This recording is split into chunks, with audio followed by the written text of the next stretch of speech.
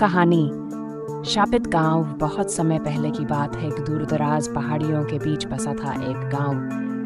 ये गांव हरा भरा और शांत था, लेकिन इसके चारों ओर फैली जंगल की सीमा को कोई पार नहीं करता था।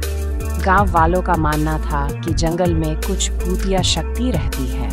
गांव के बड़े बुजुर्ग कहते थे कि 100 साल पहले वहां एक तांत्रिक आया था, जिसने अपने काले जादू से पूरे गांव को शापित कर दिया था। तब से हर पूर्णिमा की रात गांव में अजीब घटनाएं होती थी। मवेशी गायब हो जाते, लोगों को अजीब सपने आते और किसी किसी को तो सफेद साड़ी में एक औरत जंगल की ओर जाते भी दिखती। एक दिन गांव में एक नौजवान लड़का आकाश आया। वह शहर से आया था और इन कहानियों पर विश्वास नहीं करता था। उसने ठान लिया कि वह उस जंगल में जाएगा और सच्चाई का पता लगाएगा। पूर्णिमा की रात वह अकेले जंगल की ओर चल पड़ा। चारों ओर घना अंधेरा था, लेकिन उसके पास एक टॉर्च और एक कैमरा था। जैसे ही वह जंगल के भीतर गया, उसे ठंडी हवा के झोंके महसूस होने लगे और अचानक उसकी टॉर्च बंद हो गई।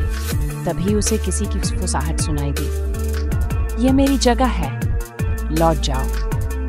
एक महिला की धीमी पर डरावनी आवाज आई। आकाश ने हिम्मत करके आगे बढ़ना चाहा, लेकिन अचानक उसके सामने वह सफेद साड़ी वाली औरत प्रकट हो गई।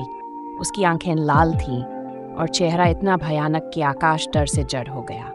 औरत ने कहा, "तुमने मेरी नींद तोड़ी है। अब तुम भी इस गांव का हिस्सा बनोगे।"